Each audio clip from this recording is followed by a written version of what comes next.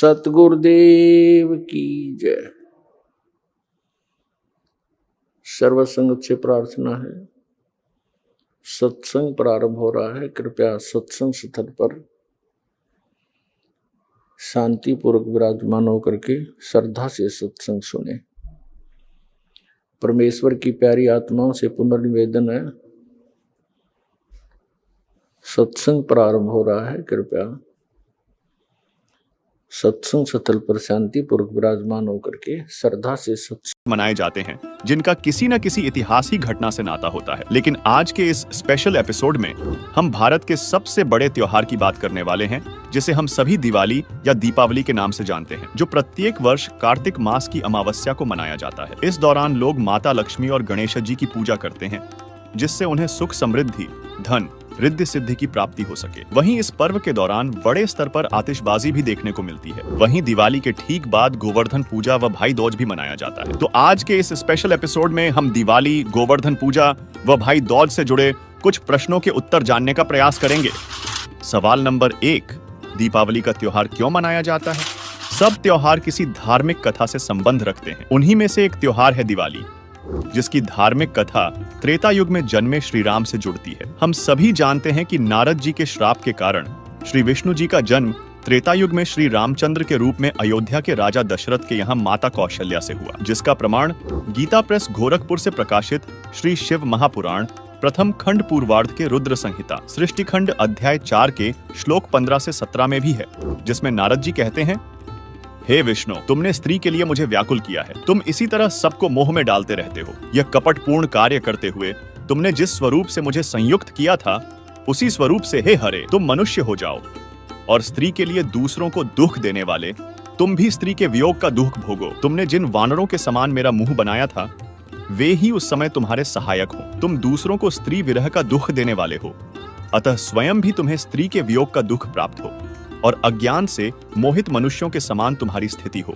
नारद जी के इसी श्रापवश श्री विष्णु जी का श्री राम रूप में जन्म हुआ। जब रामचंद्र युवा हुए तो माता सीता से विवाह हुआ, और फिर विवाह के कुछ दिनों के बाद ही श्री राम और माता सीता को 14 वर्ष का वनवास हुआ। वनवास के दौरान ही रावण ने सीता जी का हरण किया। उसके बाद कार्तिक मास की अमावस्या को भगवान श्री रामचंद्र जी अपनी पत्नी सीता के साथ 14 वर्ष का वनवास काटकर रावण को मारकर सीता को उसकी कैद से छुड़वाकर अयोध्या लौटे थे, जिससे अयोध्या वासियों की प्रसन्नता का ठिकाना नहीं था। अपने प्रिय राजा रानी के आगमन की शुभ सूचना पाकर अयोध्या वासियों ने दीपक जलाकर उस अमावस्या की अंधकारमयी रात्रि को भी जगमग और उज्जवल किया, और श्री राम और माता सीता के आगमन की खुशी मनाई थी। इसी उपलक्ष्य में यह त्योहार हर साल कार्तिक मास की अमावस्या को मनाया जाता है। इस मौके पर लोग इस दिन पटाखे फोड़ते हैं, जिससे ध्वनि प्रदूषण, वायु प्रदूषण फैलता है। कई बच्चों की आंखें खराब हो जाती हैं, कईयों के हाथ खराब हो जाते हैं, कई स्थानों पर आग लग जाती है। ऐसी कई दुर्घटनाएं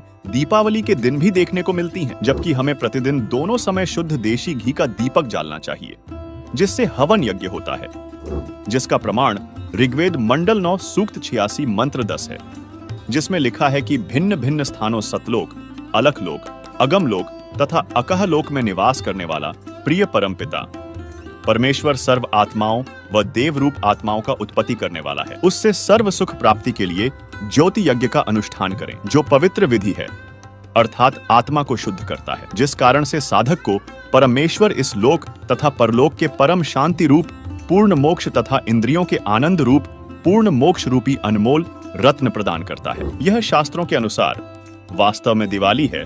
पटाखे फोड़ना या शास्त्र विरुद्ध क्रिया करना दिवाली का बिगड़ा रूप है। सवाल नंबर 2, क्या आप जानते हैं कि अयोध्या वासियों ने 2 वर्ष बाद ही दीपावली के त्योहार को मनाना क्यों बंद कर दिया था? दर्शकों, आपने सही सुना। सत्य तो यही है कि जिस दीपावली को आज लोग प्रमुख त्योहार के रूप में मनाते हैं, उस दीपावली के त्योहार को अयोध्या वासियों द्वारा 2 बार ही मनाया गया था, क्योंकि जब 2 वर्ष के पश्चात धोबी के व्यंग्य के कारण श्री राम ने गर्भवती माता सीता को घर से निकाल दिया, तो अयोध्या वासी इस घटना से इतना दुखी हो गए कि उसके बाद अयोध्या वासियों ने दीपावली का त्योहार मनाना बंद कर दिया था, कि जिस देवी के लिए रावण मारा, आज वह फिर कितने रावणों का कष्ट झेलेगी। दीपमाला खुशी का प्रतीक है। जब राजा और रानी भिन्न भिन्न हो गए तो न दीपावली राजा को अच्छी लगे और न प्रजा को। इसलिए दीपावली का पर्व उसी समय से बंद हो गया था। जो 2 वर्ष मनाया था, उसी के आधार से भोली जनता यह पर्व मना रही है, जबकि हमारे पवित्र शास्त्रों में ऐसे किसी भी त्योहार का वर्णन नहीं है। और फिर भी ऐसे मनमाने त्योहार लोग मनाते हैं, जिससे लोगों को कोई लाभ नहीं हो सकता, क्योंकि और गीता अध्याय नंबर 16 के श्लोक नंबर 23 में कहा कि शास्त्र विधि को त्याग कर जो मनमाना आचरण करते हैं, ये देखिएगा गीता अध्याय नंबर 16 के श्लोक नंबर 23 में दिखाते हैं आपको, 23 और 24 में। गीता अध्याय नंबर 16 के श्लोक नंबर हम दिखाते हैं आपको 23 में। जो पुरुष शास्त्र विधि को त्याग कर अपनी इच्छा से मनमाना आचरण करता है, वह न सिद्धि को प्राप्त होता है, न परम गति को, और न सुख को ही। अब 24 में बताया कि इससे तेरे लिए, छोड़ में जाएगा 24वां श्लोक, इससे तेरे लिए कर्तव्य की व्यवस्था में कौन से कर्म करने चाहिए भक्ति के, कौन से ना करने चाहिए, शास्त्र ही प्रमाण है। ऐसा जानकर तो शास्त्र विधि से नियत कर्म करने योग्य है, यानी शास्त्रों में जो वर्णित है वही साधना कर, अन्य करेगा तो कोई लाभ नहीं होगा, यूजलेस। इसी विषय में अब सुनिए संत रामपाल जी महाराज का सत्संग। इस जैसे त्योहार आते हैं, कोई बात हुई, वो व्यर्थ के खर्चे, ये त्योहार मनाते हैं दिवाली का, दीपावली, ये किस लिए मनाते हैं कि भगवान श्री राम सीता जी को लेकर घर लौटे थे। और फिर चलो पहले तो देसी घी के दीप जलाए जाते थे, हवन हो जाता था, वो भी बढ़िया बात थी, लेकिन एक दिन हवन कर देने से बात नहीं बनती। अपना रोज लगावे घी की दीप है, रोज हवन करे वो। और जब सीता जी को घर से निकाला, फिर भी मनाओ तुम उसने, फिर भी दिवाली मना रहे हो। सीता तो घर से निकाल दी गई थी जिसके आने की खुशी में, और वो दीप जलाए गए थे, और फिर वो निकाल दी करते। वो तो दुखी हुई, वहाँ जंगल में टाइम पास करा बेचारी ने सह परिवार। और श्री राम घर पे, परिवार उसका जंगल में, चाहे वो राजा के कुछ भी बना रहो, एक छोटे से नगर का राजा, अयोध्या का राजा था, चाहे राष्ट्रपति बने जाए पूरी पृथ्वी का, जिसका परिवार कहीं रहा कहीं वो जीव सुखी हो सकता है, और फिर भी दिवाली मनावें और दीप जलावें। तो इस तरह की जो क्रियाएं हैं ये परंपरा है, सूझबूझ का कार्य नहीं है। फिर बम छोड़ते हैं त्योहार के दिन, तरह कितना प्रदूषण फैलाते हैं, आग लग जाती है। तो यह परंपरा बनाई तो बच्चे आकर्षित हुए, इसको समाप्त करेंगे धीरे धीरे। और क्या की खुशी, एक भगत कह रहा था, बोला जी नाम लेने के बाद ज्ञान हुआ हमें, और पहली बार त्योहार मनाया हमने अपना। हमने 10 वर्ष हो गए ना दिवाली मना ली, ना तीज त्योहार मनाए, और ना होली मनाई। कारण क्या रहा कि हमारा परिवार है, 5-6 भाई हैं मेरे दादा रे, उसमें किसी का कोई मृत्यु हो जाती है, कभी हमारे घर में हो जाती है। पिछली बार मेरी बहन विधवा होगी, सारा 1 साल तो फिर मनाना ही नहीं कुछ भी, 1 वर्ष पूरा नहीं हुआ इतना दूसरी घटना घट लेती है। और 10 वर्ष हो गया हमने कोई त्योहार मना के नहीं देखा। फिर कहाँ गई वो दीपावली। और परमात्मा कहते हैं इसे गंदे लोक में, जैसे नानक साहब जी से कहा था कि आप यहाँ खुशी नजर नहीं आते, मायूस बने रहते हो। तब नानक साहब जी ने कहा था, ना जाने काल की कर डारे, किसी भी ढल जा पासावे, अर्जिन आते सरते मौत खुड़क दी, उन्होंने के डांसावे। सवाल नंबर 3, दीपावली के दौरान सुख समृद्धि और रिद्धि सिद्धि की प्राप्ति के लिए माता लक्ष्मी और गणेश जी की पूजा की जाती है, तो क्या इससे भी कोई लाभ नहीं होता? दर्शकों, हम सभी जानते हैं कि माता लक्ष्मी भगवान विष्णु की पत्नी हैं, जो त्रेता युग में माता सीता और रामचंद्र जी के रूप में जन्मे थे, तथा गणेश जी भगवान शिव और माता पार्वती के पुत्र हैं। और ये हमें कितना लाभ दे सकते हैं, यह हमें श्रीमद्देवी भागवत के 3 स्कंध अध्याय 4 से 5 से मालूम चलता है, जिसमें श्री विष्णु जी और भगवान शंकर अपनी माता दुर्गा की स्तुति करते हुए क्या कहते हैं, देखिए। श्रीमद्देवी भागवत 3 स्कंद।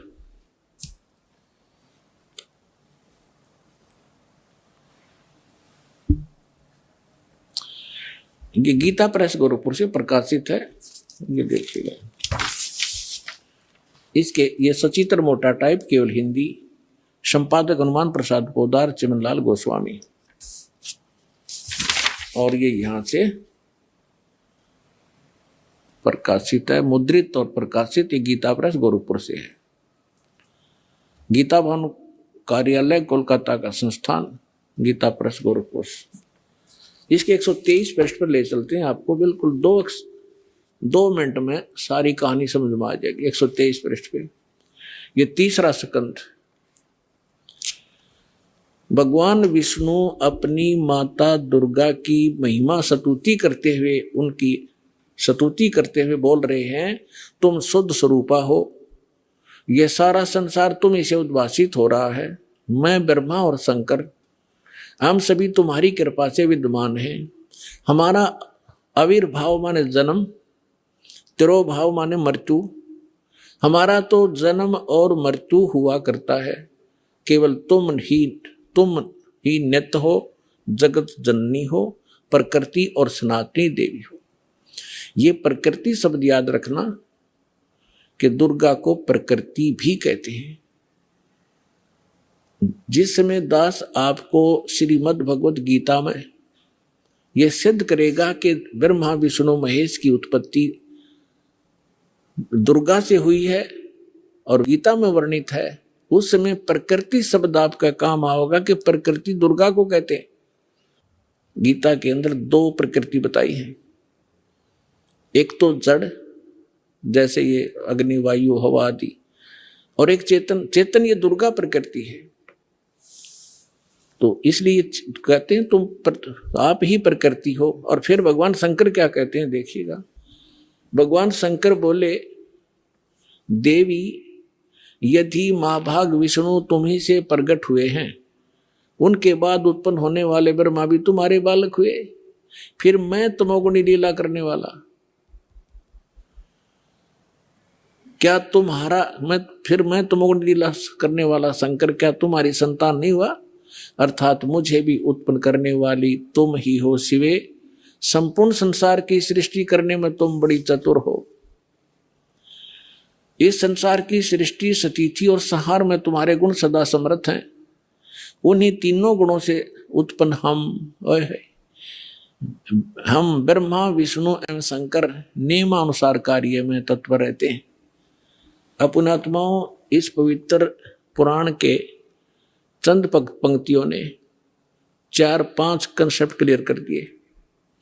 नंबर 1, ब्रह्मा विष्णु महेश की जन्म मृत्यु होती है, ये अविनाशी नहीं है। दूसरा ये कर दिया कि दुर्गा प्रकृति को कहते हैं। तीसरा ये हो गया कि प्रकृति दुर्गा इनकी मां है। और चौथा ये हो गया कि रजगुण ब्रह्मा है, सतगुण विष्णु, तमगुण शिव जी। और 5वां ये हो गया कि ये भगवान केवल वर्क डन दे सकते हैं, जैसा जिसका कर्म है इसमें ये कोई परिवर्तन नहीं कर सकते। ये इससे सिद्ध हो गया। अब देखिए, कबीर परमेश्वर ने 600 वर्ष पूर्व अपने प्रिय शिष्य धर्मदास जी को बताया था कि ब्रह्मा विष्णु शिव जी की माता दुर्गा है और इनका पिता ज्योति निरंजन काल ब्रह्म है।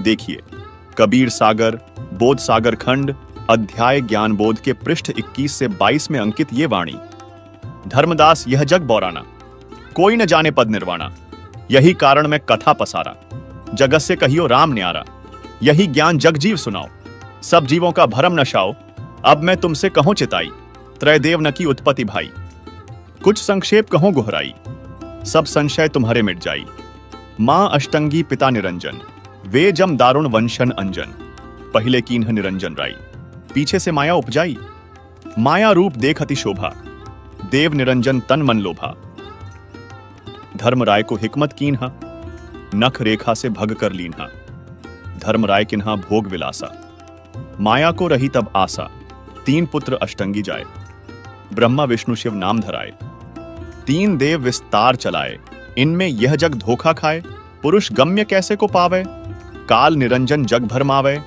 3 लोक अपने सुध दीन्हा, सुन्न निरंजन बासा लीन्हा, अलख निरंजन सुन्न ठिकाना, ब्रह्मा विष्णु शिव भेद न जाना, 3 देव सो उनको धावें, निरंजन कावे पार ना पावें, अलख निरंजन बड़ा बटपारा, 3 लोक जीव कीन्ह आहारा, ब्रह्मा विष्णु शिव नहीं बचाए, सकल खाए पूर्ण धूर उड़ाए, तिनके सुत हैं तीनों देवा, आंधर जीव करत हैं सेवा, तीनों देव और अवतारा, ताको भजे सकल संसारा, तीनों गुण का यह विस्तारा, धर्मदास में कहो पुकारा, गुण तीनों की भक्ति में भूल परो संसार, कहे कबीर निज नाम बिन कैसे उतरें पार। वहीं इसी विषय में संत गरीबदास जी ने अमर ग्रंथ अध्याय आदि रमैणी में बताया है कि माया मूल रूप एक छाजा, मोहि लिए जिन्हु धर्म राजा, धर्म का मन चंचल चित्त धार्या, मन माया का रूप विचारा, चंचल चेरी चपल चिरागा, या के पर से सरबस जागा, धर्म राय किया मन का भागी, विषय वासना संग से जागी, आदि पुरुष अदली अनुरागी, धर्म राय दिया दिल से त्यागी, धर्म राय के चले विमाना, मानस सरोवर आए प्राणा, मानस सरोवर रहन न पाए, दरय कबीरा था न लाए, बंकनाल की विषमी बाटी, तहां कबीरा रोकी घाटी, इन पांचों मिली जगत बंधाना, लख 84 जीव संताना, ब्रह्मा विष्णु महेश्वर माया, धर्म राय का राज पठाया, यह खोखापुर झूठी बाजी, भिस्ती बैकुंठ दगासी साजी, कृत्रिम जीव भुलाने भाई, निज घर की तो खबरी न पाई, 1.25 लाख उपजे नित हंसा, 1 लाख विनशय नित अंसा, उपति खपति प्रलय फेरी, हर्ष शोक जौरा जमजेरी, पांचों तत्व हैं प्रलय माही, सत्व गुण रजगुण तमगुण झाई। दर्शकों, इससे यह स्पष्ट हो जाता है कि जब भगवान विष्णु और भगवान शंकर जी हमारे कर्म में परिवर्तन नहीं कर सकते, यानी किस्मत से ज्यादा हमें नहीं दे सकते, तो फिर भगवान विष्णु की पत्नी माता लक्ष्मी तथा भगवान शिव के पुत्र गणेश जी की पूजा से हमें अपनी किस्मत से ज्यादा लाभ कैसे मिल सकता है? अर्थात इनकी पूजा से भी हमें कर्म फल ही मिलता है। लेकिन सदग्रंथों में एक ऐसी परम शक्ति का वर्णन है जो हमें किस्मत से भी अधिक देता है, इसलिए उसे बंदी छोड़ और पाप नाशक परमात्मा कहा गया है, जिसकी जानकारी आपको इसी वीडियो में आगे जानने को मिलेगी। सवाल नंबर 4, प्रत्येक मनुष्य सुख की तलाश में है और वह सोचता है कि ब्रह्मा विष्णु शिव जी सुखी होंगे और इनकी भक्ति से हमें सुख प्राप्त होगा, इसलिए वे इन देवताओं तथा इनके अवतारों को पूजते हैं। लेकिन क्या ये सुखी हैं? इस विषय में सुनिए संत रामपाल जी महाराज का यह अद्वितीय सत्संग। देखिए, तो हमने अभी तक न तो सत्यनारायण का ज्ञान था और न ही सतलोक का। गीता जी अध्याय नंबर 18 के श्लोक नंबर 62 में कहा कि अर्जुन तू सर्वभाव से उस परमेश्वर की शरण में जा, उसकी कृपा से ही तू परम शांति को और सनातन परम धाम को प्राप्त होगा। उसी परमेश्वर की कृपा से सनातन परम धाम और परम शांति, जब तक जन्म मृत्यु है जीव को शांति नहीं हो सकती, क्योंकि इस पृथ्वी पर आप किसी भी जीव को देख लो, किसी को भी चैन नहीं है। हम राजा लोगों को ये समझते थे ये बड़े सुखी हैं, इन जैसा दुखी धरती पर इंसान नहीं, ये सत्कर मान लें। अब इनके बस की बात नहीं, ये राज ना करें क्योंकि इनके भाग में लिख रखा है, इसकी इनकी किस्मत है, पिछले पुण्य है, उन पुण्यों के प्रतिफल में उनको ये समस्या मिली हुई है। देखो, एक छोटे से परिवार का एक मुखिया होता है जिसमें 5-7 सदस्य होते हैं, उनकी व्यवस्था में वो कितना दुखी रहता है। किसी कोई बीमार हो गया, किसी के कपड़े लेने हैं, किसी की फीस भरनी है, फिर विवाह के योग्य हो गए, विवाह ना हुआ तो चिंता होगी, तो फिर आगे मनमाने और समस्या, पुत्र ना हुए उनका तो समस्या। तो कहने का भाव यह है, वो एक ही छोटे से परिवार के पोषण में रात को भी सपने में भी दुखी रहता है, और राजा तो एक बहुत बड़े क्षेत्र का मुखिया बन जाता है, पिता बन जाता है। राजा प्रजा का पिता होता है और उसको कितनी चिंता रहती है, कहीं फ्लड आ गया है तो राजा को धक्कदेसी होगी कि दुर्घटना होगी तो उसी को समस्या होती है, कहीं कुछ बनाना है, कहीं कोई अशांति फैल गई है, कोई एमएलए खिसकन की सोच रहा है तो नींद आवा नहीं। तो यहां कहते हैं परमात्मा के यहां शांति नहीं किसी प्राणी को। राजा लोग निर्धन तो सोचता है धनवान सुखी, धनवान सोचते हैं कि राजा सुखी, राजा सोचता है कि भाई स्वर्ग में बताओ सुख तो वहां होगा। ये सत्कर मान लेना आप। इन राजा लोगों को सुख नाम की चीज नहीं है, सपने में भी नहीं सुख इनको। और फिर ये सोचते हैं स्वर्ग में सुख है। जिन बकवादों को हम सुख मानते हैं वो सुख नहीं है। परमात्मा कहते हैं झूठे सुख को सुख कहे ये मान रहा मनमोद, ये सकल जबीना काल का कुछ मुख में कुछ कोट। बेटा जाया खुशी हुई बहुत बजाए थाल, ये तो आना जाना लगा हुआ है जो कीड़ी का नाड़।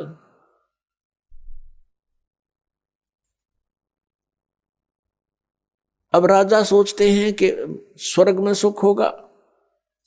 अब स्वर्ग के देवता जो उनकी दुर्गति, उनके इतिहास पढ़कर देखो पुराणों में,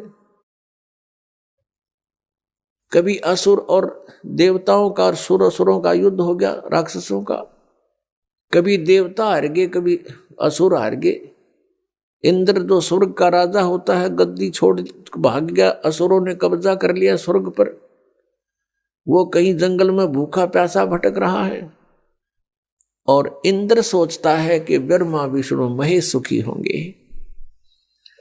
ये तीन लोग के एक एक विभागीय मंत्री हैं। अब ये ब्रह्मा विष्णु महेश कितने सुखी हैं। श्री विष्णु जी के अवतार श्री कृष्ण जी, श्री रामचंद्र जी, श्री रामचंद्र के रूप में राजा दशरथ के घर जन्म जब श्री विष्णु जी का हुआ, युवा हुए, युवा होते विवाह हुआ, विवाह होते ही वनवास हुआ, वनवास से सीता का हरण हुआ, यानी उसकी पत्नी का रावण उठा ले गया। और फिर रावण के साथ युद्ध हुआ, पुण्यात्माओं करोड़ों व्यक्ति मारे गए वहां पर। तब सीता की वापसी हुई। वापसी आने पर बड़ी खुशी बनाई, नगरी में दीप जलाए गए घी के। सीता के वापस, श्री राम के वापस आने पर, सीता लौटा लाने पर, और कुछ दिनों के बाद सीता जी का निष्कासन कर दिया श्री रामचंद्र जी ने स्वयं ही। किस बात पर के एक धोबी ने व्यंग कस दिया, वो अपनी पत्नी को धमका रहा था रात्रि के समय। वो किसी उस आपस में कहा सुनी होने से उस धोबी की पत्नी घर से बाहर चली गई थी कहीं अपने रिश्तेदारी में। फिर वो वापस लेकर आया तो उसको धमका रहा था कि मैं तुझे घर नहीं रखूंगा, तू 3 दिन कहाँ रही, मैं दशरथ के पुत्र जैसा नहीं हूं जो वहां पर 12 वर्ष तक रावण के पास रही, उसको फिर घर ले आया। उधर से श्री रामचंद्र जी राजा थे अयोध्या के। पहले राजा लोग अपनी प्रजा के दुख सुखों को स्वयं ही जाना करते थे, रात्रि के अंदर वेश बदल कर घूमा करते थे। ये बात जब देखा कि किस घर में की आवाज आ रही है, वहां खड़ा होकर सुना, तब उसने सुनने को मिला कि मैं उस राजा दशरथ के पुत्र रामचंद्र जैसा नहीं हूं जो रावण के पास उसकी पत्नी रही और उसको घर में रखे हुए है, तो सुबह निकल जाना यहां से। इस बात को सुनकर ही श्री रामचंद्र जी ने सीता जी को निष्कासित कर दिया, निकाल दिया घर से, कि नगरी के लोग मेरे ऊपर व्यंग कस रहे हैं और मैं ये बात नहीं सुन सकता। पुण्यात्माओं, जब सीता जी को रामचंद्र जी लाने लगे, रावण का वध करके लंका का राज्य विभीषण को देकर, तब श्री रामचंद्र जी ने कहा था कि मैं तेरी परीक्षा लूंगा और यदि परीक्षा में सफल होगी तो मैं ले चलूंगा, नहीं तो नहीं ले चलूंगा। मैं तुझे अग्नि में जलाऊंगा, यदि तू अग्नि में जल गई तो समझूं तेरी कि तू कलंकित थी, तू रावण को समर्पित हो चुकी थी, और यदि अग्नि में तू नहीं जली तो मैं निष्कलंक जानूंगा, तब तुझे ले चलूंगा। ऐसा ही किया गया। सीता को अग्नि में बैठा दिया और हजारों की संख्या में दर्शक थे। सीता जी नहीं जली और सब ने कहा कि भगवान निष्कलंक है, माई निष्कलंक है। और इतनी कठोर परीक्षा लेकर के वापस अपने घर लाया था और फिर एक व्यक्ति के कहने से श्री रामचंद्र जी ने उसको निकाल दिया, अपनी पत्नी को। तो कहाँ गई वो उसका अपना जजमेंट? तो ऐसे ये राजा के योग्य भी नहीं थे ये लोग, और हम इनको भगवान मान रहे थे। एक गर्भवती औरत को अपनी को घर से बाहर निकाल देता है, कहीं मरो कहीं जाओ, कोई बात थी या? फिर परीक्षा लेने की क्या जरूरत थी? और क्यों इतनी दुनिया मरवाई, फिर छोड़ देता रहे, रावण के पास ही रहती हो। पुण्यात्मा, यहाँ का राजा काल भगवान है और ये नहीं चाहता कि यहाँ के प्राणियों को परमात्मा का पता लग जाए, जिस कारण से इसने इनको भगवान सिद्ध करवा रखा था अपने नकली दूतों के माध्यम से। और फिर क्या होता है लास्ट में, श्री रामचंद्र जी ने अश्वमेघ यज्ञ घोड़ा छोड़ दिया कि पूरी पृथ्वी पर शासन प्राप्त करने के लिए कि इस घोड़े को जो पकड़ेगा वो युद्ध करे मेरे साथ। वो घोड़ा उन्हीं के पुत्रों ने, जो सीता जी ने बाहर जाके जन्म दिया था ऋषि वाल्मीकि की कुटिया में, एक पुत्र गर्भ में था, दूसरा फिर वाल्मीकि जी की मिसअंडरस्टैंडिंग के कारण एक घास से यानी कुसा से, या घास होती है डाब, इससे एक लड़का बनाया था। ये अलग कहानी है, फिर बताएंगे। तो लव और कुश नाम से प्रसिद्ध हुए। लव तो सीता के गर्भ से जन्म हुआ था और कुश को वाल्मीकि जी ने अपनी भक्ति शक्ति से उसको बनाया था। लव और कुश युवा थे, उन्होंने वो श्री रामचंद्र जी का घोड़ा पकड़ लिया।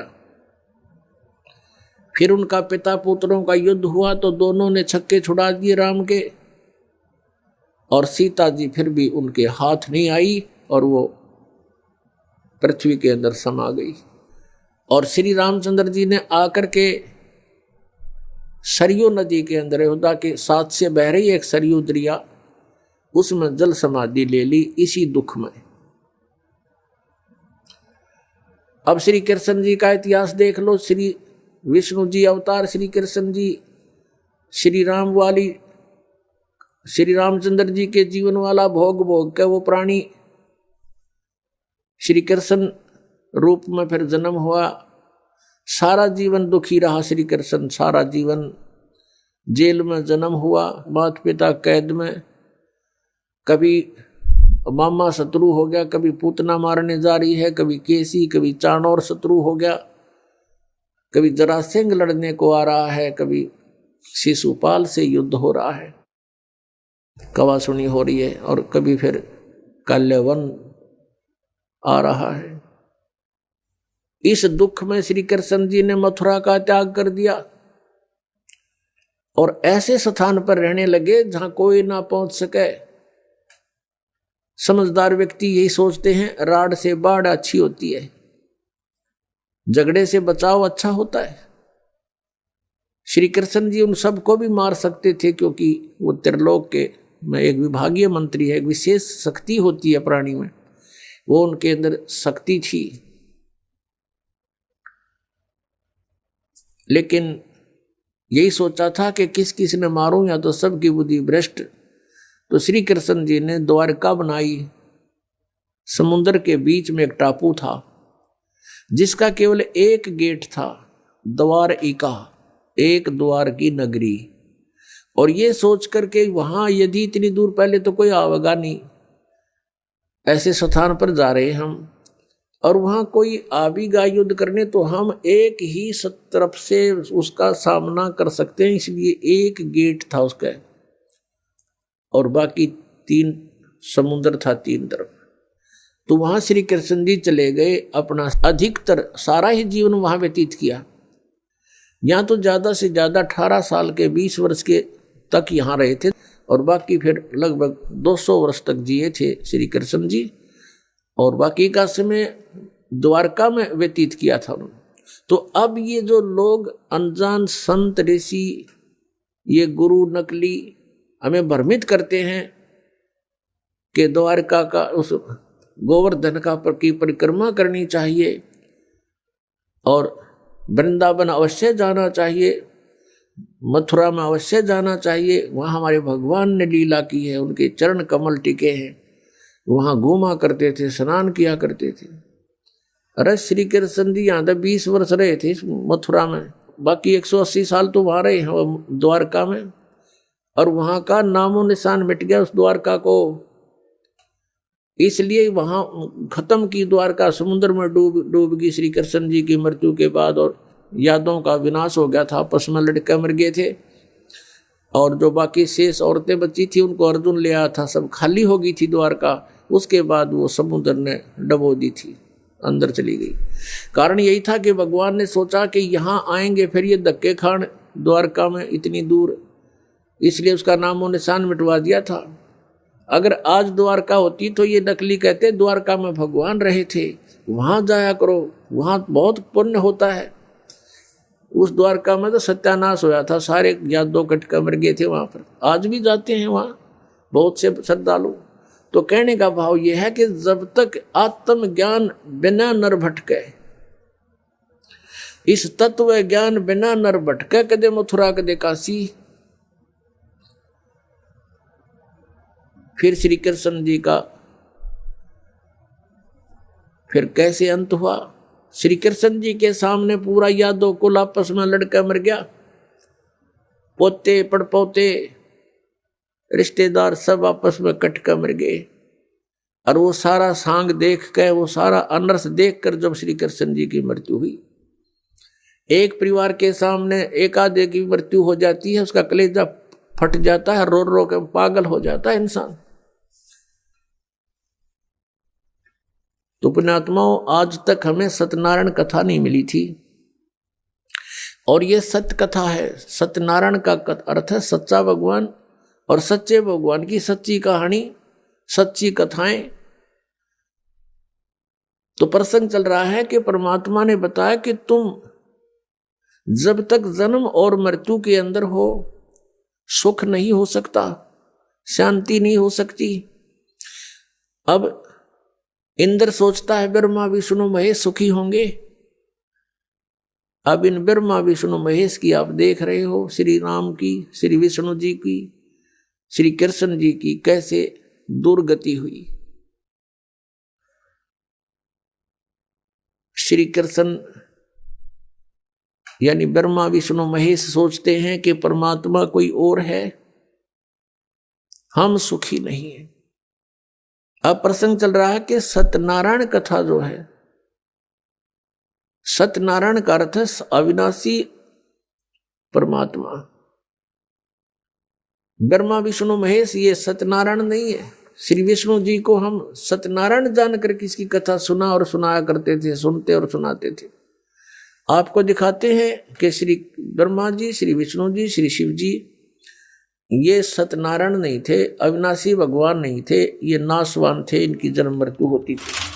श्रीमद् देवी भागवत के 3 स्कंध अध्याय 4 से 5 को, जिसमें श्री विष्णु जी अपनी माता दुर्गा की स्तुति करते हुए कहते हैं, तुम शुद्ध स्वरूपा हो, यह सारा संसार तुम्ही से उद्भासित हो रहा है। मैं विष्णु, ब्रह्मा और शंकर, हम सभी तुम्हारी कृपा से ही विद्यमान हैं। हमारा आविर्भाव अर्थात जन्म और तिरोभाव अर्थात मृत्यु हुआ करता है, अर्थात हम तीनों देव नाशवान हैं, केवल तुम ही नित्य हो, जगत जननी हो, प्रकृति देवी हो। फिर आगे श्रीमद् देवी भागवत के इसी लेख में भगवान शंकर बोले, देवी, यदि महाभाग विष्णु तुम्ही से प्रकट हुए हैं, तो उनके बाद उत्पन्न होने वाले ब्रह्मा भी तुम्हारे ही बालक हुए। फिर मैं तमोगुणी लीला करने वाला शंकर क्या तुम्हारी संतान नहीं हुआ? अर्थात मुझे भी उत्पन्न करने वाली तुम ही हो। शिवे, संपूर्ण संसार की सृष्टि करने में तुम बड़ी चतुर हो। इस संसार की सृष्टि, स्थिति और संहार में तुम्हारे गुण सदा समर्थ हैं। उन्हीं तीनों गुणों से उत्पन्न हम ब्रह्मा, विष्णु एवं शंकर नियमानुसार कार्य में तत्पर रहते हैं। इससे सिद्ध होता है कि ब्रह्मा, विष्णु व शिव जी नाशवान हैं इनकी माता दुर्गा है। ये केवल नियमानुसार कार्य कर सकते हैं, यानी किसी के जीवन में सुख है तो सुख ही प्रदान करेंगे और दुख है तो दुख ही प्रदान करेंगे, उसमें कोई परिवर्तन नहीं कर सकते। महाभारत का युद्ध हुआ, श्री कृष्ण जी ने बहुत कोशिश की, यानी विष्णु जी ने, कि ये युद्ध ना हो। उनकी 100 प्रयत्न करने पर भी युद्ध होकर ही रहा। तो जो क्रियावान कर्म थे वह भी ना बचे, उनको भी नहीं चेंज कर सके। कितना अनर्थ हुआ, करोड़ों व्यक्ति मारे गए। वो सारा पाप पांडवों के सिर पर रखा गया और प्रारब्ध के कर्म को ये अपना भी नहीं काट सकते। प्रारब्ध तो दूसरों का नहीं कैसे काटेंगे। जैसे श्री राम रूप में श्री रामचंद्र जी ने सुग्रीव के भाई बाली को मारा था, धोखा देकर वृक्ष की ओट लेकर तीर मारा था। उसका भी बदला देना पड़ा, वो भी कर्म दंड भोगना पड़ा। उसके प्रारब्ध में लिखा गया वो कर्म श्री कृष्ण रूप में। जो बाली वाली आत्मा थी वो तो एक शिकारी बना और श्री राम वाली आत्मा श्री कृष्ण बने। और श्री कृष्ण जी का वध विषाक्त तीर यानी जहर से बुझे हुए तीर मारकर उस एक शिकारी ने उनका वध किया। तो उनका अपना भी कर्म भोगना पड़ा उन भगवानों को, जिनकी हम गुण गाया करते थे, जिनको सर्वशक्तिमान बताया करते थे, तो वो भी सर्वशक्तिमान नहीं पाए। ये अविनाशी भी नहीं पाए क्योंकि इनकी जन्म मृत्यु होती है। इनके पिता कौन है? इनके पिता काल रूपी ब्रह्म है।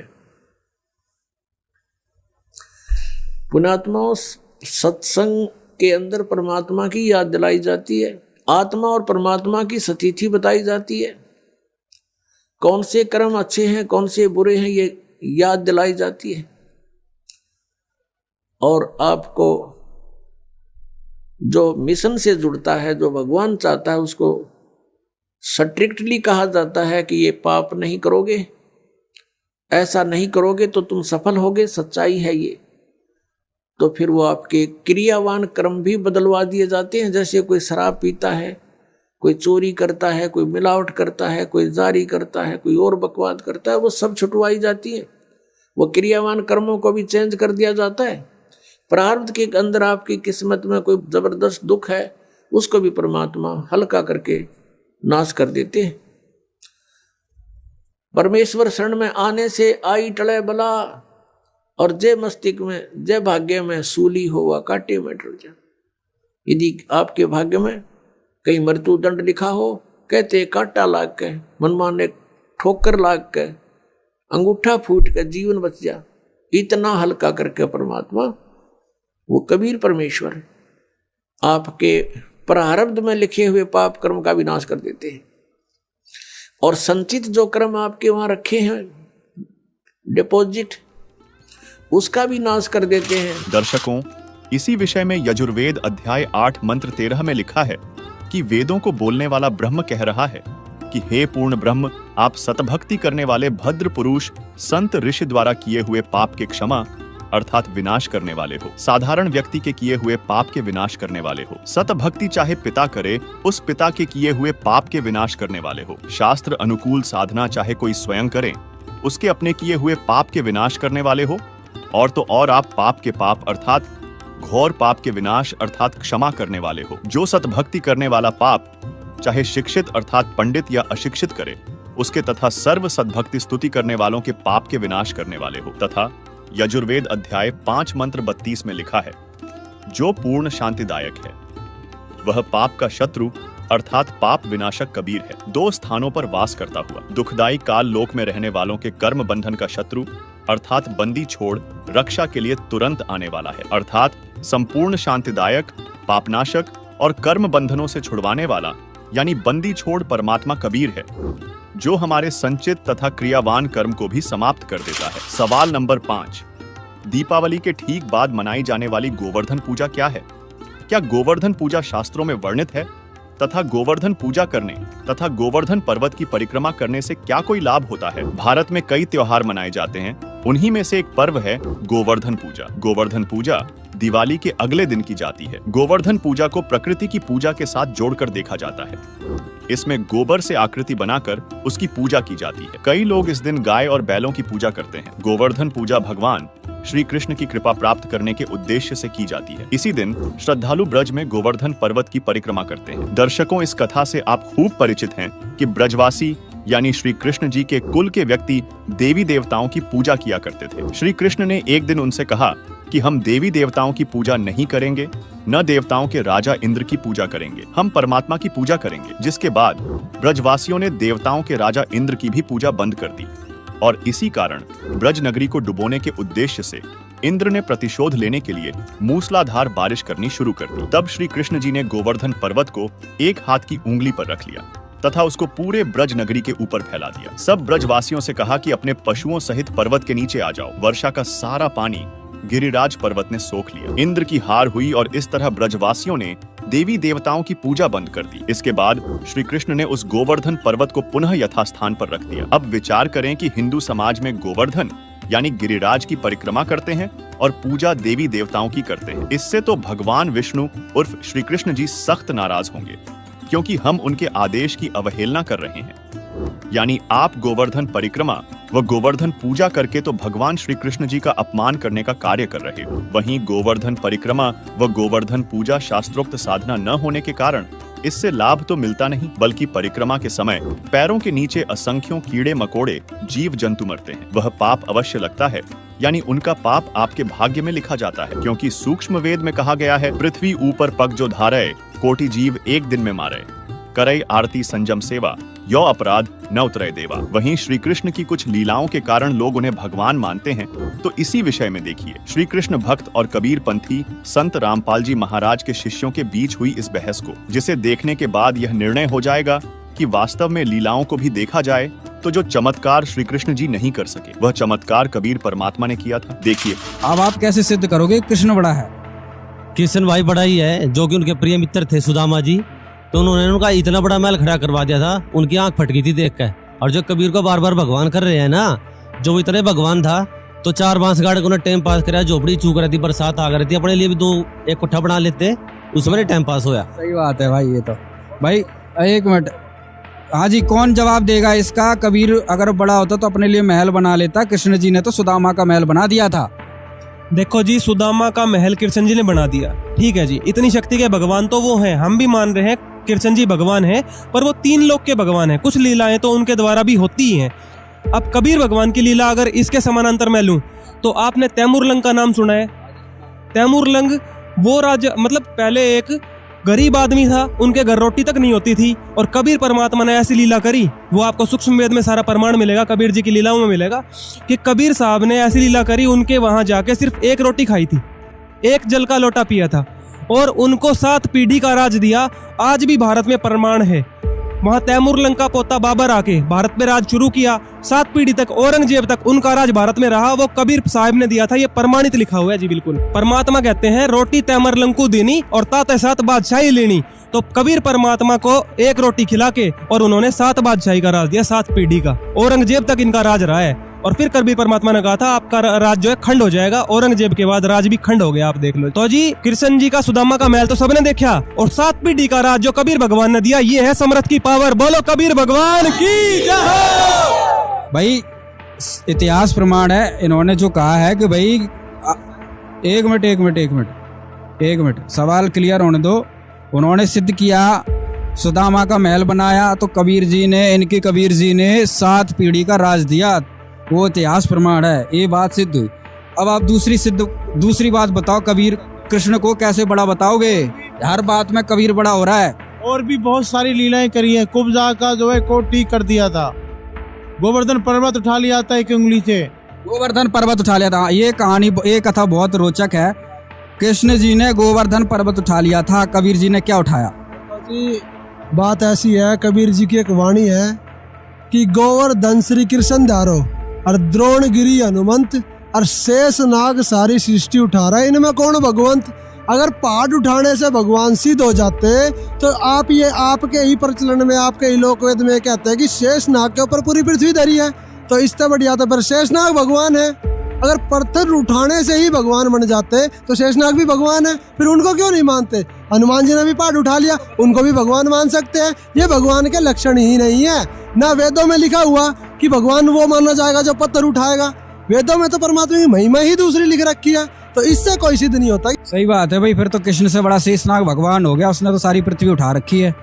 बताओ भाई, अब दूसरा कोई बताओ कृष्ण जी कैसे बड़े हैं? शेषनाग के ऊपर भी तो कृष्ण भगवान ही विराजमान है, वो भी तो उसकी है। तो वो विराजमान है तो कृष्ण फिर भी शेषनाग ही बड़ा हो गया ना। और कोई सवाल दो। देखो भाई कृष्ण पुजारी, सुनो मेरी बात, हरे कृष्णा कहने से बात नहीं बनेगी, प्रमाण देने पड़ेंगे, सामने वाले आप पे भारी पड़ रहे हैं। अब आप ये बताओ कृष्ण जी कैसे बड़े हैं? ऐसी कौन सी लीला, कुछ तो बताओ, हर चीज का प्रमाण दे रहे हैं। हाँ, बांसुरी बजाते थे, सारी गाय उधर आ जाती थी, गाय जाती थी, पशु पक्षी आ जाते थे, चिपटते थे बहुत ज्यादा, एकत्रित हो जाते थे सिर्फ एक बांसुरी की धुन से। अभी सवाल नहीं, अभी चलन दो, अभी सवाल आपके पास लेंगे आके। भैया बांसुरी की बात आ गई है, कृष्ण जी में इतनी शक्ति थी, वो बांसुरी बजाते थे, गाय है, गोपी ग्वाल है, वृंदावन में सब इकट्ठे हो जाते थे। कबीर जी ने क्या शक्ति ऐसी कोई लीला करी है जो सारे इकट्ठे हो जाते थे? बताओ जी। कबीर जी ने ऐसी लीला करी है और अनेकों बार करी है। कबीर जी के एक शिष्य हुए हैं संत मुलकदास जी। एक बार उन्होंने कहा कि गुरुजी, कृष्ण जी जब बंसी बजाते थे तो सारी गाय और गोपी ग्वाल इकट्ठे हो जाते थे, उनकी वाणी इतनी मधुर थी। तो कबीर जी ने कहा भाई हम भी बंसी बजा के दिखाएंगे। तो जब कबीर जी ने बंसी लेके और बजानी शुरू करी तो आप तो गोपी ग्वालों की बात करते हो, सुर नर मुनि जन और देवता वो भी उस मुरली को सुनने के लिए आ गए थे। और जिस जमुना का जो दरिया बह रहा था वो दरिया भी एक जगह शांत हो गया था। इतनी मधुर वाणी बजाई थी कबीर साहब जी ने। इसका प्रमाण संत मुलकदास जी की वाणी में है कि एक समय गुरु बंसी बजाई कालंदरी के तीर, और सुर नर मुनि जन थकत भये वो रुक गया दरिया नीर। बंदी छोड़ सतगुरु रामदास की जय। प्रमाण है भगवान है। भैया कृष्ण के पुजारी, इन्होंने आपके कृष्ण ने बंसी बजाई, उनके कबीर जी ने भी बंसी बजाई, सारा जमुना अमना सब थम गया था।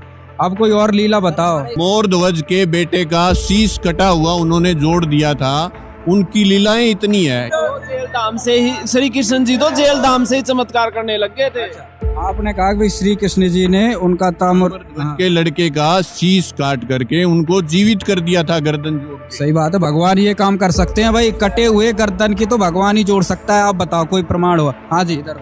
हाँ जी, अगर श्री कृष्ण जी भगवान थे तो अभिमन्यु का क्यों नहीं जीवित कर दिया? और इन्होंने बहुत सारी लीलाएं बताई श्री कृष्ण जी की, लेकिन जो वेदों में लीलाएं बताई गई हैं पूर्ण परमात्मा की, जैसे कुंवारी गायों से उसकी तृप्ति होती है, तो परमात्मा है जन्म, उसका जन्म मरण नहीं होता, लेकिन वो कोई भी लीला श्री कृष्ण पे फिट नहीं बैठती है। तो इससे ही प्रमाणित होता है कि कबीर भगवान है। नहीं, अभी इनके ठीक है, आपकी बात सही है भाई, चलो वेदों में नहीं मिलता। इन्होंने कहा कि भाई कृष्ण ने ताम्र ध्वज को जिंदा कर दिया गर्दन काट के। कबीर जी ने कुछ ऐसा किया? क्योंकि लोग चमत्कार को नमस्कार करती है भाई साहब। देखो जी, ये तो बहुत छोटी बात है कि एक ताम्र ध्वज जी का उन्होंने शीश जोड़ दिया।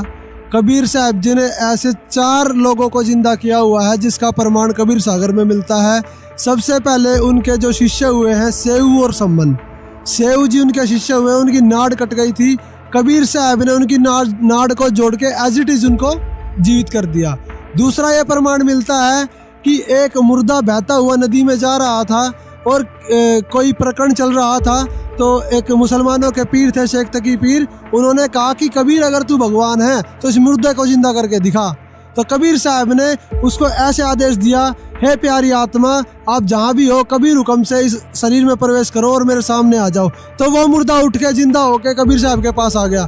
ऐसे ही शेख तकी की मरी हुई लड़की को, जो 12 दिन से कब्र में दबी हुई थी, कुछ दिनों से कब्र में दबी हुई थी, उसको वहां से कब्र से उठा के और उसको जिंदा करके अपने साथ ले लिया। ये कबीर सागर में प्रमाण मिलता है। अगर इसी से ही भगवान माने जाते हैं तो कबीर साहब तो डबल भगवान हुए, उन्होंने तो कई लोगों को जिंदा कर रखा है। भगवान की जय। दर्शकों, एक और विचारणीय विषय यह है कि आज लोगों द्वारा श्री राम और श्री कृष्ण की पूजा की जाती है, लेकिन सतयुग में किसकी पूजा करते थे? उस समय तो राम और कृष्ण नहीं थे। इसलिए श्रीमद् भगवद गीता के अध्याय 4 के श्लोक 34 में कहा गया है कि उस तत्व ज्ञान को समझ उन पूर्ण परमात्मा के वास्तविक ज्ञान व समाधान को जानने वाले संतों को भली भांति दंडवत प्रणाम करने से, उनकी सेवा करने से और कपट छोड़कर सरलता पूर्वक प्रश्न करने से वे पूर्ण ब्रह्म को तत्व से जानने वाले अर्थात तत्वदर्शी ज्ञानी महात्मा तुझे उस तत्व ज्ञान का उपदेश करेंगे। यानी हमें तत्वदर्शी संत की तलाश करनी चाहिए, जिसकी पहचान गीता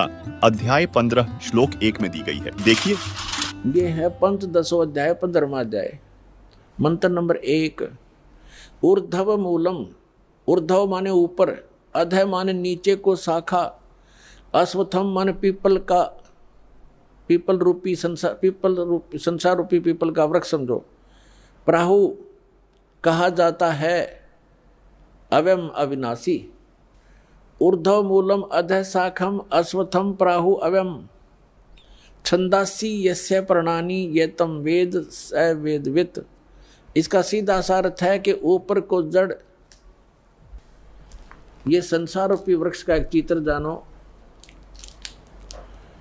ऊपर को जड़ और नीचे को शाखा वाला है, ये संसार रूपी वृक्ष है। और जो संत जड़ से लेकर, मूल से लेकर तना, मोटी डार, शाखा और पत्तों तक बता देगा, स वेदवित, वो तत्वदर्शी संत है। अभिदास ने सत्संग के प्रारंभ में कहा था, तुम साहेब तुम संत हो, तुम सतगुरु तुम हंस, गरीबदास तेरे रूप बिना और न दूजा अंश। रामानंद जी ने कहा था कि हे परमात्मा, तुम साहेब तुम भगवान हो, तुम साहेब तुम संत, और तुम सतगुरु तुम हंस हो। सतगुरु माने तत्व ज्ञान यथार्थ ज्ञान बताने वाले भी आप ही हो। तो उस परमात्मा ने सच्चिदानंद घन ब्रह्म ने अपनी अमृतवाणी में इन सभी सदग्रंथों का ज्ञान पहले ही बोल रखा है। सतगुरु के लक्षण कहूँ मधुरे बैन विनोद, 4 वेद 60 शास्त्र वो कहे 18 बोध। सतगुरु के लक्षण, सतगुरु की एक पहचान ये भी है कि सभी सदग्रंथों का ज्ञाता होता है वो। तो वो परमात्मा स्वयं ही थे। 600 वर्ष पहले कहा था, अक्षर पुरुष एक पेड़ है निरंजन, सर पुरुष वाकी डारे, तीनों देवा शाखा हैं ये पात रूप संसारे। खुद भगवान ने अपने द्वारा रची सृष्टि को आप ही बताया था कि अक्षर पुरुष एक पेड़ है। अभिदास ने बताया था गीता अध्याय नंबर 15 के श्लोक 16 और 17 में 3 पुरुष हैं, सर पुरुष, अक्षर पुरुष और परम अक्षर पुरुष। तो यहाँ परमात्मा ने अक्षर पुरुष से शुरू किया, क्योंकि जो मूल मालिक है वो परम अक्षर ब्रह्म है। वो तो जड़ है संसार रूपी वृक्ष की, वो गुप्त होता है, जड़ें हिडन होती हैं, पृथ्वी में छुपी रहती है और सब काम वहीं से हो रहा है।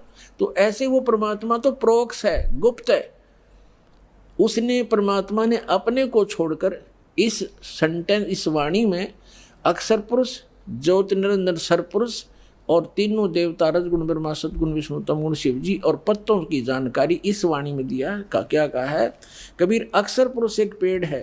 ये देखो, अक्षर पुरुष एक पेड़ है, सर पुरुष कहो इसको, निरंजन कहो, सर पुरुष वा की डार और तीनों देवा शाखा है पात रूप संसार। तो वो परमात्मा सतगुरु थे और खुद वो सत्ता ज्ञान देने के लिए आते ही आते हैं, ये वेद बताते हैं। अब उन्होंने क्या बताया है देखिएगा, परमात्मा ने यहाँ से स्टार्ट किया है, अपने को छुपा कर कहा है अक्षर पुरुष एक पेड़ है, जो जमीन से बाहर दिखाई देता है वो सारा वृक्ष कहलाता है। अक्षर पुरुष एक पेड़ है, ये तना, ये सर अक्षर पुरुष समझो, और सर पुरुष वा की डार, ये मोटी डार, और तीनों देवा शाखा हैं पाते रूप संसारे। अब यहाँ परमात्मा ने स्पष्ट कर दिया, अपने को छुपा दिया कि अक्सर वो मूल मालिक तो है ही, वो दास भेज दिया ये बताने के लिए कि वो जड़ कौन है, वो परम अक्षर ब्रह्म है। ये देखिएगा इस चित्र के अंदर ही ये लिखा है स्पष्ट, ये देखो, ये मूल है, पूर्ण ब्रह्म कहो, परमेश्वर कहो, और ये है परम अक्षर ब्रह्म, ये परम अक्षर ब्रह्म है। ये जड़ जो हैं ये परम अक्षर ब्रह्म को समझो, ये मूल है उस संसार रूपी वृक्ष की। और वो है कौन, ये देखिएगा इधर, पूर्ण ब्रह्म कबीर साहेब, ये कबीर परमेश्वर परम अक्षर ब्रह्म है। ये है संसार रूपी वृक्ष की जड़। और ये अक्षर पुरुष एक पेड़ है, सरपुरुष वा की डार, और तीनों देवा शाखा है ये पात्र। अब हम आते हैं श्रीमद् भगवद गीता के अध्याय नंबर 15 के श्लोक नंबर 1 पर। ऊर्ध्व मूलम अधः शाखम। गीता ज्ञान दाता ने केवल इतना बताया, ऊपर को जड़, नीचे ने शाखा वाला ये संसार रूपी उल्टा लटका हुआ संसार रूपी वृक्ष समझो, पीपल का वृक्ष रूप। और छंदासी यस्य प्रणानी, यस्य माने इसके, छंद माने विभागों को, सब भागों को, पार्ट्स को, ये तम वेद, इसके पत्ते आदि जो छंद हैं, इसके विभाग हैं, उनको जो जानता है, उस अज्ञान अंधकार में छपे हुए इस संसार रूपी वृक्ष के सभी विभागों को जो जानता है, स वेदवित, वह वेद के तात्पर्य को जानने वाला है, वो तत्वदर्शी संत है। देखना पंचदशों अध्याय 15वां अध्याय श्रीमद् भगवद गीता का। आदि पुरुष परमेश्वर मूल वाले। अब यहाँ इन्होंने गड़बड़ कर दिया, यहाँ तो ठीक लिख दिया, यहाँ लिख दिया अधः शाखम, ब्रह्मा रूप मुख्य शाखा वाले, ये गलत कर दिया। अधः माने नीचे शाखा वाले लिखना था। अब देखो ये 2 नंबर मंत्र है गीता का 15वें अध्याय का, इसमें अधः 2 बार लिखा है अधः, और इसका अनुवाद इन्होंने किया यहाँ पर देखो, अधः माने नीचे और अधः माने नीचे। तो यहाँ शर्मा गई है, इनका ज्ञान तो था। और ऊर्ध्व माने ऊपर, ऊर्ध्व माने ऊपर, सर्वतर नहीं ऊपर, ऊर्ध्व माने ऊपर, ऊर्ध्वम ऊपर, ऊपर जड़, और नीचे अधः माने नीचे। तो यहाँ प्रथम मंत्र में 15वें अध्याय का अब यहाँ लिखना था ऊर्ध्व मूलम, ऊपर को मूल वाला, वो आदि पुरुष परमेश्वर हो तो ठीक है, परम अक्षर ब्रह्म है, ऊपर मूल तो उस संसार रूपी वृक्ष की। और अधः शाखम, ये नीचे को शाखा वाला, जैसा भी आपको दिखा था, ये है ये ऊर्ध्व मूलम अधः शाखम। अब गीता ज्ञान दाता ने केवल इतना ज्ञान दिया है कि ऊपर न जड़ और नीचे को शाखा वाला, दैट्स ऑल। ये उल्टा लटका हुआ ये संसार रूपी वृक्ष जानो। अब इस और जो इसके सब विभाग बताएगा सवेदवित, वो तत्वदर्शी संत है। ये देखना अध्याय नंबर 15 का, पंचदशों अध्याय 15वां अध्याय का, और मंत्र नंबर 1। ऊर्ध्व मूलम अधः शाखम अश्वत्थम प्राहु अव्यम छंदासी यस्य प्रणानी ये तम वेद स वेदवित। इसके पत्तों, प्रणानी माने पत्ते, आदि पुरुष परमेश्वर मूल वाले, यह लिखना था नीचे शाखा वाले, ऊपर को जड़ वाला, नीचे शाखा वाला। संसार रूपी पीपल के वृक्ष को अविनाशी कहते हैं। और वेद, छंद माने वेद नहीं होता, छंद माने विभाग भी होता है, छंद, छंदी। अच्छा, छंद जिसके पत्ते कहे गए, इसका अर्थ है। और उस संसार रूप वृक्ष को जो मूल सहित जड़ से लेकर पत्तों तक तत्व से जानता है, स वेदवित, वह वेद के तात्पर्य को जानने वाला है, अर्थात वो तत्वदर्शी संत है। यह पहचान बताती है। अब परमात्मा ने स्वयं आकर बताया है कि अक्षर पुरुष एक पेड़ है, सरपुरुष वा की डार, और तीनों देवा शाखा, ये पात्र रूप संसार। वो मूल कौन है? वो खुद मालिक जो रचने वाला है। तो ये तत्वदर्शी संत अब ये दास है इस पृथ्वी पर, और सब सदग्रंथों से प्रमाणित है कि ये लक्षण होते हैं संत के।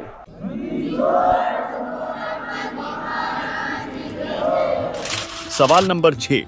दीपावली के दूसरे दिन भाई दूज यानी भाई दूज मनाने से बहन और भाई की रक्षा हो सकती है। दर्शकों, दिवाली के 2 दिन बाद भाई दूज मनाया जाता है। इस दौरान बहन अपने भाई के माथे पर कुमकुम का तिलक लगाकर उसकी आरती उतारती है, जो कि रक्षा बंधन की तरह ही है, जिसका उद्देश्य यही है कि भाई अपनी बहन की रक्षा करने का वचन देता है।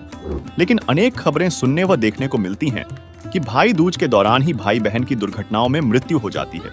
यानी भाई दूज मनाने से हमारी रक्षा नहीं होती, बल्कि हमारा वास्तव में रक्षक कबीर परमात्मा ही है, जिसका प्रमाण ऋग्वेद मंडल 9 सूक्त 20 मंत्र 1 में है, जिसमें लिखा है कि वेद ज्ञान दाता काल ब्रह्म से दूसरा कबीर देव यानी कबीर परमेश्वर श्रेष्ठ आत्माओं को भक्ति धन की प्राप्ति के लिए ज्ञान देता है। वह अविनाशी सबका रक्षक है, सहनशील है, सर्व तत्व ज्ञानहीनों को अध्यात्म ज्ञान गोष्ठी की स्पर्धा रूपी वाक युद्ध में तिरस्कृत करता है, यानी अज्ञानियों को पराजित कर देता है। दर्शकों, वेदों में तो यहाँ तक लिखा है कि यदि किसी की मौत भी हो गई हो तो परमात्मा उसे पुनः जीवित करके उसकी आयु भी बढ़ा देता है। देखिए ऋग्वेद में प्रमाण। जैसे हम भगवान विष्णु को समर्थ मानते थे, उन्हीं के अवतार श्री राम और श्री कृष्ण थे। जैसे भक्त प्रश्न करते हैं कई बार है कि जैसे श्री कृष्ण जी ने मोरध्वज राजा के पुत्र ताम्रध्वज को आरे से चिराकर जीवित कर दिया था, तो वो समर्थ शक्ति मान लिए। इसी एक एग्जाम्पल था। परमात्मा कबीर जी ने कहा, धर्मदास जी ने यह प्रश्न किया था, तो परमेश्वर ने कहा कबीर देव जी ने धर्मदास जी से कि श्री कृष्ण जी ने अपना सगा भांजा क्यों नहीं जीवित किया अभिमन्यु, जब वो पहले महाभारत के युद्ध में मारा गया था। उसका सगा भांजा था, सुभद्रा का पुत्र था। श्री कृष्ण जीवित नहीं कर सका, जिसकी आवश्यकता थी जीवित करने की, और वहां जा पंगा लिया, मोरध्वज का बेटा कटवा के जीवित कर दिया। धर्मदास एकदम स्तब्ध हो गया कि भगवान सच्ची बात है, उनका तो कुलनाश हो रहा था और वहां भगवान उसको जीवित नहीं कर सके। तो प्रश्न किया, क्या कारण है प्रभु? तब परमेश्वर ने बताया कि ताम्रध्वज की आयु शेष थी और इतनी सिद्धि इनमें है कि उसको आपे कटवाया, आपे जीवित कर दिया। लेकिन अभिमन्यु की आयु शेष नहीं थी, श्री कृष्ण कुछ नहीं कर सके और ना कर सकते। तब धर्मदास ने कहा कि भगवान सचमुच वहां तो अति आवश्यकता थी उसके जीवित करने की। सूरवीर योद्धा था और साथ में जरूर थी, युद्ध हो रहा था, पांडवों का कुलनाश हो रहा था। तो इस प्रकार परमात्मा हमें याद दिलाते हैं कि तुम कौन राम का जपते जापम, ताते कटे ना ये तीनों तापम। अब प्रसंग चल रहा है कि जैसे हम इस परमेश्वर की शरण में आएंगे तो ये हमारी आयु भी बढ़ाएगा। ये समर्थ शक्ति है, परमेश्वर है, ये पूर्ण परमात्मा है। अब वेद गवाही देते हैं कि भगवान उम्र बढ़ा देता है, लेकिन वो है कौन परमात्मा? वो पूर्ण ब्रह्म है, कबीर देव है। आपको थोड़ा सा यहां दिखाते हैं कि समर्थ शक्ति, देखो सुनी सुनाई बातें तो हमने बहुत सुन रखी है, दंत कथाएं सुन रखी है। जब तक आप आंखों नहीं देख लोगे प्रमाणों को, आपको विश्वास नहीं हो सकता। क्योंकि हमने वेदों की आड़ में जो भी वक्ता होते थे, पुराणों का, वेदों का और गीता जी का रेफरेंस देकर सत्संग किया करते थे। और हम ये सोचा करते थे कि संस्कृत के विद्वान हैं, संस्कृत साथ बोल रहे हैं, इन्होंने सदग्रंथों को सही जाना होगा। और ये कहा करते थे कि जो प्रारब्ध है वो तो भोगना ही पड़ेगा, जिसकी आयु जहां समाप्त होगी वो तो होगी ही होगी, इसका कोई विकल्प नहीं। और परमात्मा की महिमा गुणों में लिखा है कि परमात्मा हमारी आयु बढ़ा सकता है, हमारे जीवन। देखा परमात्मा के चोर चुरावे तुमड़ी गाड्डा पानी में, वो गाड्डा हुआ ऊपर आवे ना, सच्चाई छनी ना। दर्शकों, इससे स्पष्ट होता है कि हमारा वास्तविक रक्षक कबीर परमात्मा है। दर्शकों, आपने आज के इस एपिसोड में देखा कि दीपावली, गोवर्धन पूजा व भाई दूज मनाना शास्त्रों के विरुद्ध मनमाना आचरण है तथा इन त्योहारों से जुड़ी भगवान रामचंद्र, माता सीता तथा श्री कृष्ण से जुड़ी कुछ सत्य घटना से भी आप अवगत हुए, जिससे स्पष्ट हुआ कि इन त्योहारों को मनाने से न तो सुख समृद्धि मिल सकती और न ही हमारी रक्षा हो सकती, बल्कि हमारा असली रक्षक, पापनाशक, कर्म बंधनों से छुड़वाने वाला वह शांतिदायक कबीर परमात्मा है जो हमें सुख समृद्धि के साथ साथ मोक्ष भी प्रदान कर सकता है, जिसकी यथार्थ भक्ति जानने के लिए संत रामपाल जी महाराज यूट्यूब चैनल अवश्य देखें। आइए अब हम उन श्रद्धालुओं के अनुभव जानते हैं जो जगत गुरु तत्वदर्शी संत रामपाल जी महाराज जी से दीक्षा प्राप्त कर चुके हैं तथा उनके द्वारा बताए गए भक्ति मार्ग पर चल रहे हैं। की राह पर चलना कठिन होता है, लेकिन एक सच्चे संत के मार्गदर्शन में यह यात्रा न केवल सरल हो जाती है बल्कि जीवन को एक नया अर्थ भी दे देती है। दर्शकों, आज हम आपके समक्ष एक ऐसी कहानी प्रस्तुत कर रहे हैं जो दर्शाती है कि कैसे एक सच्चे संत, यह प्रेरणादायक कहानी उनकी अपनी जुबानी। सर नमस्कार। नमस्कार सर। सर क्या नाम है आपका? कालका प्रसाद। कहाँ से आए हैं आप? धमरेही गांव, जिला जालौन, उत्तर प्रदेश। संत रामपाल जी महाराज की शरण में आने से पहले आप क्या भक्ति साधनाएं करते थे? यही छोटा पूरा कथा और सुनना या भागवत सुनना, और शंकर जी जो बाराबंकी जिले में लोधेश्वर हैं उनके ऊपर जल चढ़ाना, कई बार 10 बार गए। जब आप पहले पूजा कर ही रहे थे तो फिर आपने संत रामपाल जी महाराज जी से नाम दीक्षा क्यों ली? हमें एक्सीडेंट होने पर एक ज्ञान गंगा पुस्तक मिली, उसका ज्ञान समझ के आए कि ये तो सब नासवान है, परमात्मा तो असली ये है संत रामपाल जी महाराज। तो उस वजह से हम जो है यहाँ बरवाला आए नाम दीक्षा लेने। संत रामपाल जी महाराज के बारे में आपको कैसे पता चला? हमने टीवी के माध्यम से नाम दीक्षा ली वहाँ, और जब परमात्मा ने मुझे आशीर्वाद दिया, मैं बहुत नशेड़ी था, तो उस दिन से आज दिन तक हमने नशे को किसी भी प्रकार से हाथ नहीं लगाया। क्या आप पहले नशा करते थे? हाँ, काफ़ी। हम 5-5 बंडल पी लेते और 2-2, 3-3 पुड़िया तम्बाकू भी खा लेते थे और साथ में लेके भी आए थे, लेकिन हम बाहर छिपा दिया था। जब परमात्मा ने दया करी तो उस दिन से संत रामपाल जी महाराज से ने जब सर पे हाथ रखा, उस दिन से इतनी दृढ़ता हो गई, इतना संकल्प ले लिया कि हमसे नशा किसी भी प्रकार, कई बार छोड़ा लेकिन छूट नहीं रहा था। परमात्मा संत रामपाल जी महाराज ने दया की, उस दिन से आज दिन तक हमने नशे को हाथ नहीं लगाया। सर चर्चा का विषय बना हुआ है कि जो भी व्यक्ति संत रामपाल जी महाराज से नाम दीक्षा लेता है वो नशा छोड़ देता है। बहुत सारे लोग ऐसे हैं जो नशा छोड़ना चाहते हैं। आपसे ये जानना चाहेंगे कि आपने संत रामपाल जी महाराज से नाम दीक्षा लेते ही नशा कैसे छोड़ दिया?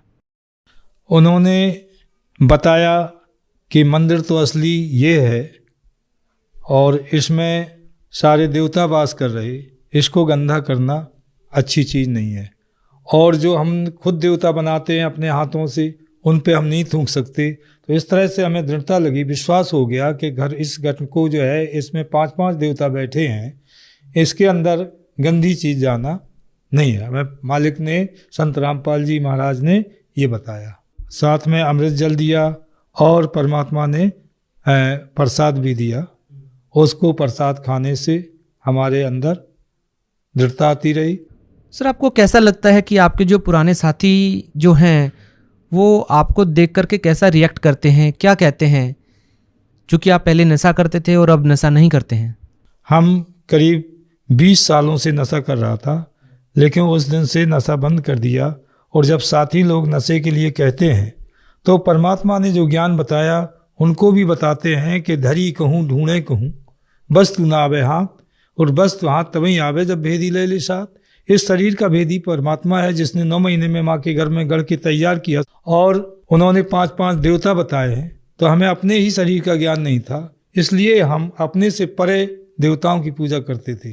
लेकिन जिस दिन से ये ज्ञान हो गया उस दिन से हमने नशा भी नहीं लगाया, और कई लोगों को कहने पर उन्होंने हमारे सामने पुड़िया फाड़ के फेंक दी, उन्होंने भी नशा का परित्याग किया। सर संत रामपाल जी महाराज जी से आपने नाम दीक्षा ली और आपने नशा छोड़ दिया, इसके अलावा संत रामपाल जी महाराज से जुड़ने के बाद आपको क्या लाभ मिले? हमारा बाइक से एक्सीडेंट हो गया था, जो हमारी बाइक करीब 20 मीटर दूर गिरी, 10 टायर ट्रक था, उसके हम नीचे आ गए। किसी ने बच के हमको उससे, जब हम 1 मीटर घसट गए, हमारे 3 कपड़े पहने थे सर्दी में, वो सारे कपड़े नीचे फट गए घसट से, और परमात्मा ने हमें बाल बाल बचा लिया। संत रामपाल जी महाराज ने बाल बाल बचा लिया। और जब हम बाहर आए तो किसी साथी ने कहा कि हम तुम्हारे घर पे फ़ोन कर दें। तो हमने कहा नहीं, हमें फ़ोन ना करो, घर के सारे लोग घबरा जाएंगे, हमें हॉस्पिटल ले चलो, थोड़ा हमें इलाज दिलवा दो। इलाज दिलवा के आए, हमारी गाड़ी पड़ी थी ऐसे ही, उसको उठा के खड़ी की और गाड़ी इस पैर में इधर ज़्यादा चोट थी, किक नहीं लग रही थी। परमात्मा का सुमरण किया, संत रामपाल जी महाराज का सुमरण किया। सुमरण करने से हमारी गाड़ी स्टार्ट हो गई और उस गाड़ी पे बैठ के हम 25 किलोमीटर चला के आए। इसके बाद जब हम गाड़ी से उतरे तो घर की दैरी नहीं नाक पाए, इतना भयंकर दर्द हो गया। चारपाई पे लेट गए और दर्द बर्दाश्त नहीं हो रहा था। तो पर हमने संत रामपाल महाराज जी से प्रार्थना की कि दास को बाल बाल बचा लिया, अब तो ये दर्द से तड़प के मर जाएगा, दया करें मालिक। परमात्मा ने दया कर दी, बिना इलाज बिना दवा के हमारा दर्द शांत हो गया। और हमारी भक्तमती को भी लाभ हुआ, जिन्होंने ग्वालियर इलाज लेने के बाद फिर इनका जो है एकदम से लैटरिन और गैस इतनी बढ़ गई कि इन्होंने जो है 10 दिन खाना नहीं खाया। जब खाना नहीं खाया तो बिना खाना अंग्रेजी दवाई नहीं खा पाते, दवाई भी बंद हो गई। 10 दिन मरने के पोजीशन में आ गई, ज़मीन पे लिटा दिया और भगत देखने आने लगे। ज़्यादा तकलीफ देख कर तो हमारे यहाँ 10 भगत थे, उन्होंने सबने मिलकर परमात्मा का मंगलाचरण किया। मंगलाचरण करने से उनके जैसे बीमार थी नहीं, ठीक हो गई। और हम उनको कार भी कर लिया था ले जाने के लिए दोबारा। फिर उनको लेके जिला अस्पताल गए तो वहाँ उनका कोई इलाज नहीं दिया, डॉक्टर ने बोले जाओ घर लेके, ठीक है। लेकिन उनका जो पैरालाइज से जो नस जाम हो गई थी, उससे वाणी नहीं निकल पाती थी। आज परमात्मा ने दया कर दी, संत रामपाल महाराज जी ने दया कर दी। और हमारे चाचा श्री 200 ब्लड प्रेशर हाई हुआ था, उसमें वो चले गए थे। इनका 240 हुआ था। तो हमने उन भक्तमती ने स्वयं बोलकर अपने दमान से कह दिया था, मौके पर नहीं थे, क्या हमें चरणामृत परमात्मा का अमृत जल दे दो। दे दिया तो वो 24 घंटा डटी रही। फिर सवेरे इलाज लेने गए जिला अस्पताल, उन्होंने रेफ़र कर दिया ग्वालियर के लिए। ग्वालियर में इलाज चला। इलाज चलने के बावजूद भी उनको दवा खानी बंद हो गई और परेशानी बढ़ गई। तो मंगलाचरण किया और परमात्मा की दया से वो आज संत रामपाल जी महाराज की दया से आज वो चल फिर रही, बोलने भी लगी हैं और खाना पीना थोड़ा बहुत हल्का पूरा काम भी कर रही हैं। जब से आप संत रामपाल जी महाराज से जुड़े हैं, आपको काफ़ी लाभ मिले हैं। हम आपसे ये जानना चाहेंगे कि आप भगत समाज को क्या संदेश देना चाहेंगे? भगत समाज को ये प्रार्थना करना चाहता हूँ कि इस पृथ्वी पे हमारे गुरुदेव संत रामपाल जी महाराज पूर्ण ब्रह्म परमात्मा आए हुए हैं, जिन्होंने ऐसा ज्ञान दर्शाया है। वेद आज से नहीं, वेद बहुत पुराने से पढ़े जा रहे हैं और उन वेदों में पढ़ने वालों ने कुछ भी नहीं समझ पाया। जैसे गीता में लिखा है कि माया के द्वारा जिनका ज्ञान हरा जा चुका है, ऐसे असुर स्वभाव को धारण किए मनुष्यों में नीच दूषित कर्म करने वाले वो मुझे नहीं भगते। तो परमात्मा का सत्संग सुने, जो उन्हें उंगली धर धर के बताया है और वो सत्य है। आज दिन तक उनको पढ़ने वाले गीता के सही अर्थ नहीं कर सके।